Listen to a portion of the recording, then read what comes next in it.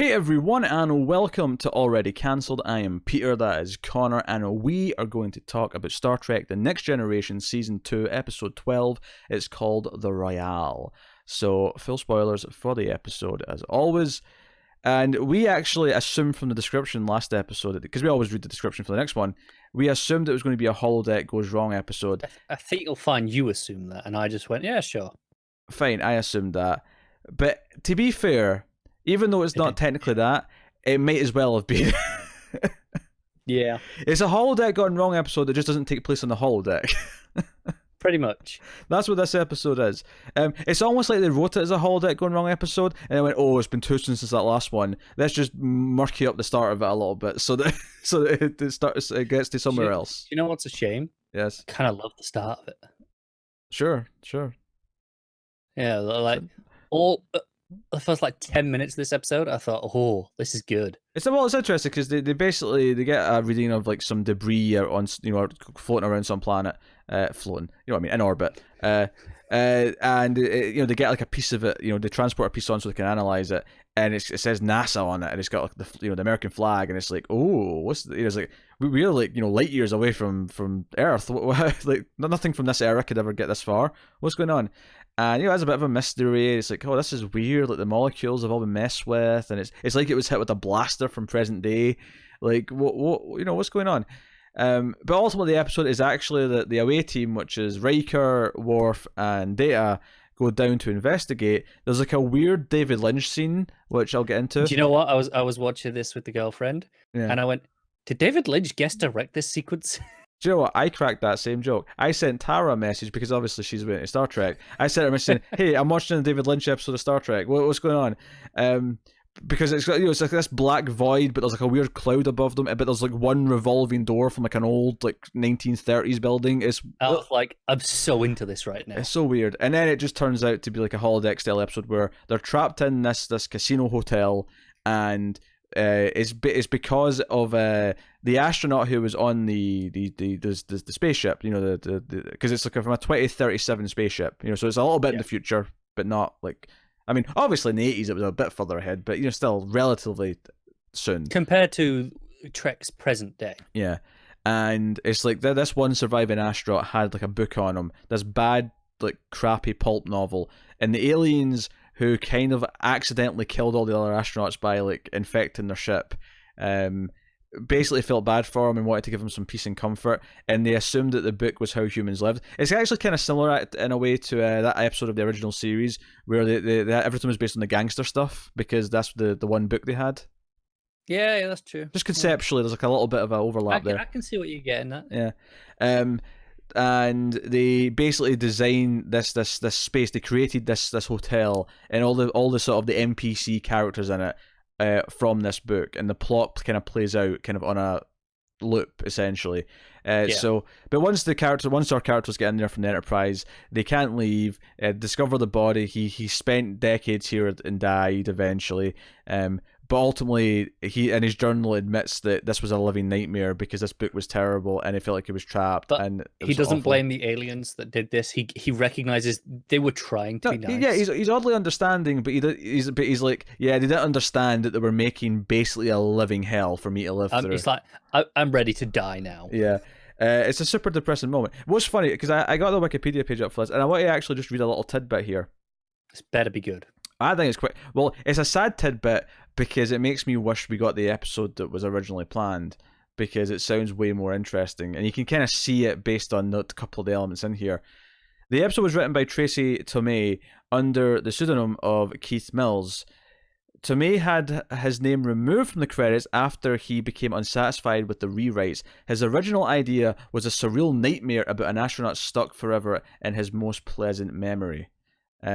And there's a couple of those surreal elements in there. There's a couple, the mention of him being in his nightmare and wanting to die. You can see the little nuggets of what was once the idea of the script. But this was clearly meant to be a much darker episode that was going to I can see this as a phenomenal episode. Like I said, that first 10 minutes when we get to that Lynchian sequence, I'm so into it, and it's not terrible. It's it's far from the worst episode. It's just a light-hearted episode that's played for laughs for the most part, other than those moments we mentioned. There are still some enjoyable moments in there. Don't get me wrong, It's not terrible, but it never lived up to the promise.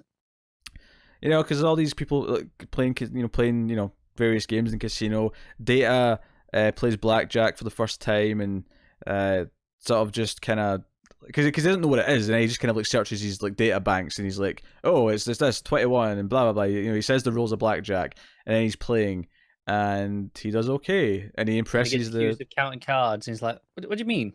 I just, they're just the cards. Yeah. And eventually, I did laugh a little bit because the eventual plan to get out is that the plot says that there's 3 like foreign investors who buy the hotel, and if they complete the plot, I appreciate did tie back to their introduction in the hotel, where the assistant manager there. It's like, oh yeah, we've been expecting you 3. Yeah, I don't think I didn't notice that actor was Bernard from Lost, because I did. For anyone who's I've not seen Lost, but I recognize this guy. He's been in tons of stuff. Yeah, he's got one of those faces. He's been in a ton of TV shows and movies and small parts. But yeah. So, but there's okay. We just have to raise enough money. We have to win enough money to buy the hotel, and then we can leave because we can't leave otherwise. Because they try to go out the revolving door and it just spins them back in. Yeah. So even Worf tries to use his phaser on a wall and it just doesn't work. So. So they have to play craps or whatever, and Data's rolling the dice, and I did laugh at one point where he's holding the dice like these dice are weighted to one side. He doesn't know to call them loaded. He doesn't understand the term, but he just says, "Oh, they're kind of weighted to one side." And Riker's like, "Yeah, that's weird. Can you fix them?" He's like, "I think so, yeah." And he fixes them with his hand. With I found it weird that they chose this game. Like, oh, okay, we need to raise money. It felt weird to me to choose a game of dice rather than the card, like blackjack, where Data obviously has an advantage in that he kind of counts cards, right? Yeah, well, it made more sense to me, especially if they'd maybe emphasized the like not only can he like because he goes into the odds and like the odds of like to win based on the numbers, right? But if they'd also added on that he like can sort of like play the odds as well with like he can really control the trajectory and the odds of like what side of the dice will come up based on how he throws it, kind of thing. I think that's what was supposed to be happening, because I can't fathom any other way he's getting this repeatedly every single throw. Yeah. Although notably, this is the episode where that gif that I've seen a bunch of with Data like sort of like cranking his like yes like in victory, he cranks his arm at the table. I've seen that gif a bunch of times. I have too. And I will say, it was still quite an enjoyable moment, wasn't it? Oh, it was. Every so often, because there was a scene in season 1 that had like the guy freaking out at the table because the computer was making him like sort of freak out. Every so often we get a gif of something I've seen a bunch of times on the internet, and I can't wait to like get to the next one. I can't wait to get to the 2 or 3 face palms that I have seen millions of times, and haven't gotten to yet. And you're not gonna miss them. Not going to miss them. No. So, looking forward to that. But also, I will say that the ending of this, I was enjoying it well enough. When Data and Riker are really getting into it at the end, it's kind of fun. The stuff with them is good. Every time it cuts to like that like, it's like the bellboy like saying, "Oh, what's Ricky think he's doing? I need to get my girl back," and he's like, Mickey. Oh, it was Mickey. Yeah. Oh, okay, sorry. Well, yeah, I remembered because I think the girl's name was something like that though. It was like Rita, maybe, or I don't remember the girl's name. I don't know. We never see her, obviously, but and then it comes back to him. He's got a gun, and the assistant manager's like, "What are you doing? This is a bad choice, dude, or whatever." Not dude, obviously. They've all got 30s like slang, but really over the top, which is a plot point because I think it's Pulaski, because back in the ship they're researching the book when they eventually get in contact with them because they can't speak to them for a while, and they're trying to like understand the plot and like go through it, and Troy's with Picard and they're sort of like reading the book, and like after the first sentence Picard's like, "Oh, this is off to a bad start," and she's like, "Well, it may get better." Yeah, the first it's like cliched. It was a dark and stormy night. Yeah. And they basically listen to it as an audiobook when they come back to them, and Troy's like, "Did humans really speak like that?" And he's like, "Not really, not in real life." No. I did appreciate that, because all their stuff is kind of terrible in the hotel, but I appreciate that was kind of the point. It's kind of the point, but it doesn't really make it any more entertaining to actually sit through. It doesn't. I was enjoying the swing music in the background. Whenever it cut to the bellboy, It's like all this the drums come in. I'm like, oh yeah, I'm feeling that swing. Yeah, no, I'm a fan. Not that fussed about it. And so yeah, they win enough money and they get to leave, and then they win enough to treat everyone. Yeah, so they come back up to the Enterprise, and they just kind of speculate about how sad it must have been. I mean, I did like the idea. There's a lot of moment I liked where Riker, after he realizes they found the body of the dead Colonel, where he says, rest in peace, Colonel. Kind of, it's kind of almost like, oh, no one's ever actually give him a send off. No one's ever acknowledged. So even though he was just lost in space. But no, what I'm getting at though is that even though, okay, technically the Federation and Starfleet aren't the same entity as NASA from but they recognize NASA as their predecessors. Yeah. So it's kind of like, and I mean, hell, do we even have colonels anymore in Starfleet? I don't think I've ever heard of a colonel. I'm going to assume yes, because it's a very standard military rank, and all the other ranks that we play with are very standard. It is, but I don't know if I've ever heard of a colonel in Star Trek. Maybe someone's going to point one out from season, the original series or something, because season 2 episode this. There was a colonel, but whatever. But I just like that moment. It was kind of like, okay, right, this is a colonel who's been lost for hundreds of years. Where I'm going to give him his moment, and a bit of respect. Yeah, that was nice. They tried to do a bit of fish out of water stuff where none of them, even Riker, understands what room service is. He's like, I think it means they want to clean the room. It's like, no. No. And then, we'll take those turbo lifts to go up, and then they just stand outside the very regular lift, and it takes Data a few seconds to realize, hey, maybe we should press this button. Yeah, there's a little bit of fish out of water stuff, and I'm okay with that humor, but it almost just makes me wish they travelled in time and were actually walking around present day or. Do you know what? I actually was thinking during this once the NASA thing came up, I was like, do you know we haven't done much time travel in Next Gen? Oh yeah, I'm sure it's coming. I'm sure it will. But it dawned on me that it had been very notably lacking in that department so far. To be fair, there wasn't that much time travel in the original series. There was only a few episodes. There was a smattering, but it was one of those where, but they established it 3 or 4 episodes in, so it was always just. Well, yeah, but they didn't do it then, though. They established that it was possible, but they didn't do it until way later. They didn't. No, I agree. In fact, the first time they actually time traveled was probably the big episode towards the end of the season. Oh god, Through the Gate, City on the Edge of Forever. Yeah, City on the Edge of Forever. So even that wasn't using the method they discovered. That was just there's a magic key portal that to take them somewhere. Space magic. Yeah. But yeah, I mean, it's an okay episode. I think it's got some fun moments, but it's pretty forgettable, I think. Overall. It is. I think it's more disappointing than this episode would have been if it hadn't had this opening 10 minutes that feeling of when they're stood in that blackness and there's that revolving door, and I'm really into it. I think if I hadn't had moments like that, I wouldn't be as disappointed, because I'd be like, it's just an average episode. But when you had that and the ideas of what it could have been with this surreal nightmare, I'm disappointed of what it is instead. I will say, I want to mention the opening scene. It may not even be important, but just in case this ever comes up again, I just want to mention, because this is a sort of little thing they could bring back at some point, is that Picard is kind of into trying to solve this equation that's been unsolvable for 80 years. Fun fact, was solved in 93. That's actually pretty funny. Yeah. I do this. It's almost like...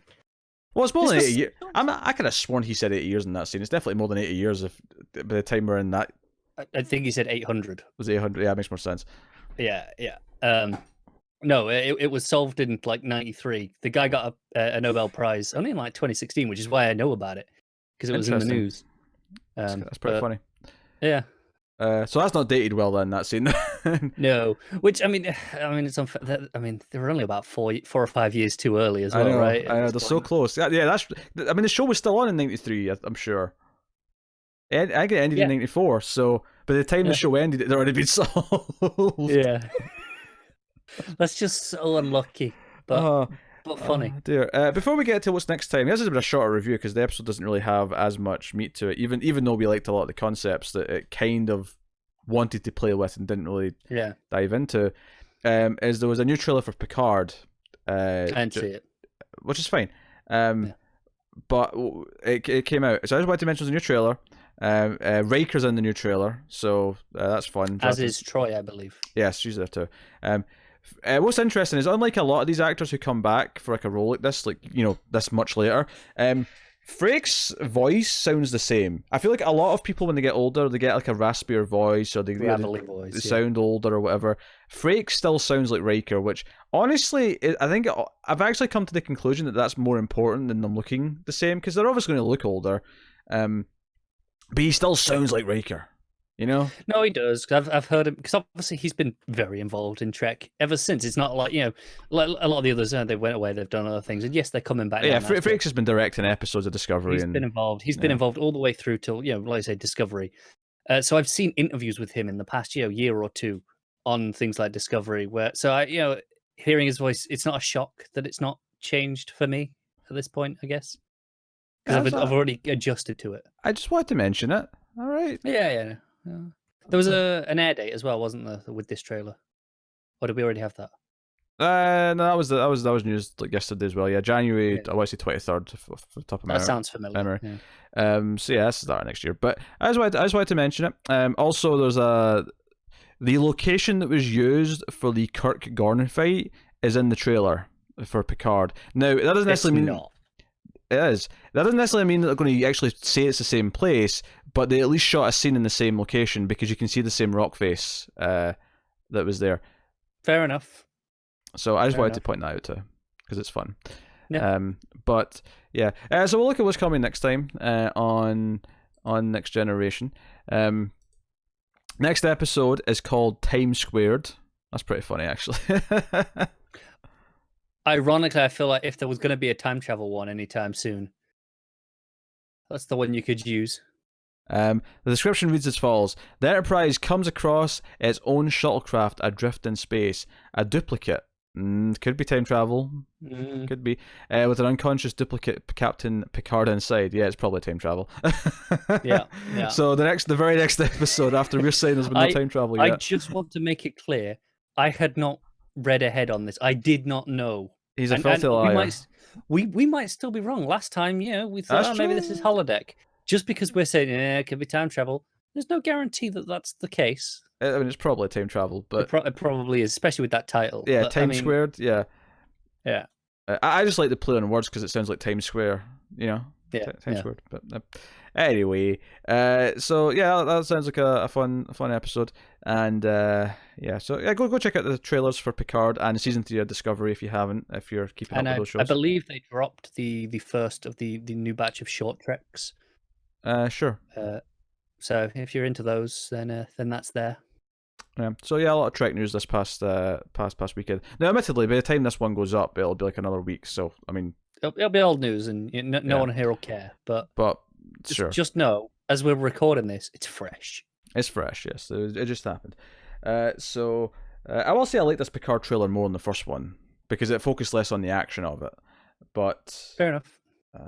On that, I was a little disappointed by what they said about Discovery season 3 because we quite like season 2, and they said next season we're kind of free from canon constraints, so we're doing whatever we want, and we're really leaning into the action. Every episode's going to feel like a movie, and I kind of went, it's not really Trek, but that's not the direction we necessarily want it to take. That's on the flip side, Picard maybe balances it out. Yeah, maybe that first Picard trailer was pretty action packed though. But I mean, that could just be select, it could be moments. Yeah. But I mean, if the action's good, like I can enjoy it as an action show. But it's definitely not what I necessarily look at Trek for as a. And it's definitely. I mean, property. I liked a lot of the action stuff in even season 2 of Discovery, but the best stuff was when it was doing Trek stuff, especially with Pike. Yeah.